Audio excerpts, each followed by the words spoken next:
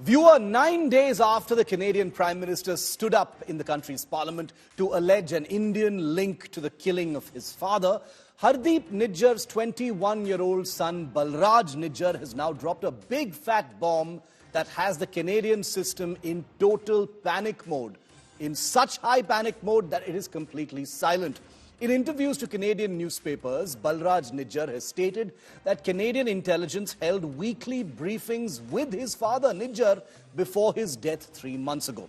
As you can imagine, this has put the Canadian government in an extremely embarrassing and awkward position in front of the world.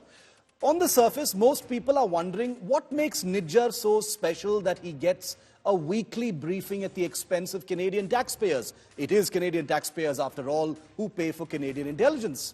While Hardeep Nijjar is seen as a terrorist by India, he is clearly not seen as one by Canada, which is why the Western media has been describing Nijjar as an activist, a Sikh leader, a community Samaritan. One paper even described him as a plumber, which then begs the question, what was special about Nijjar that Canadian public taxpayer money was being spent to brief him every single week, according to his son?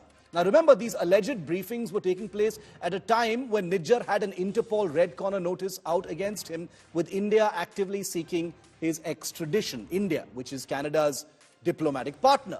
So the Canadian taxpayer, in effect, is now faced with the possibility that Canadian intelligence was seeking out fugitives in order to keep them updated regarding their wanted status in other countries. Why should Canadian taxpayers be paying for such a thing, you might wonder?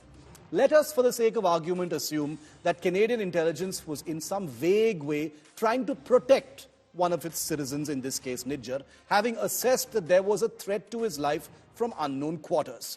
This then begs the question, viewer, did Canadian intelligence basically fail then in their primary objective to protect Nijjar and save his life?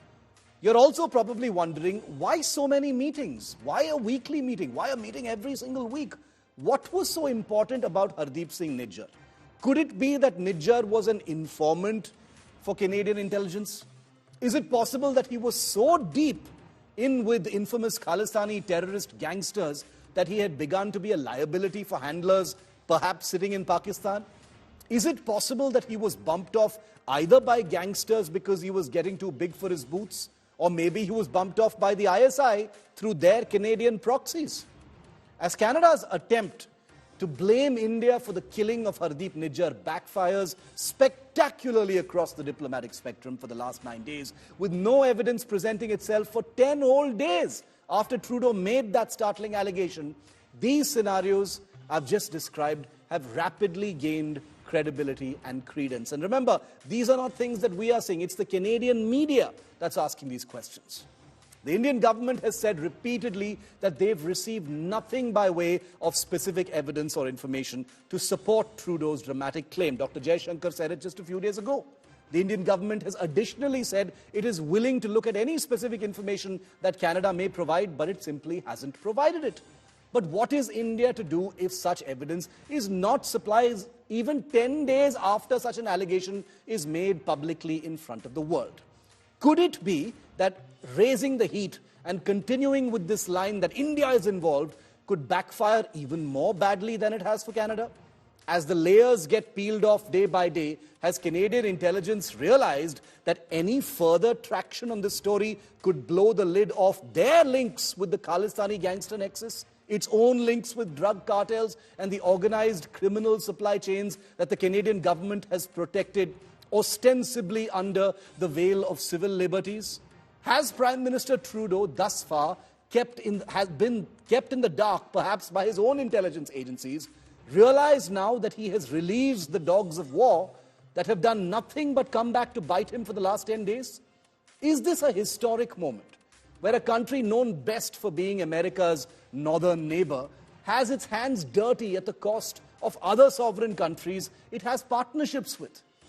What Hardeep Singh Nijjar's son has done is shine a light at an aspect of this story that most were only speculating about. That there is collusion and involvement of the Canadian government with this terrorist gangster nexus. And it has caught Canada completely off guard as a result. The country has now gone from being the one pointing fingers to the one who has to explain itself not just to India, but to the world as well.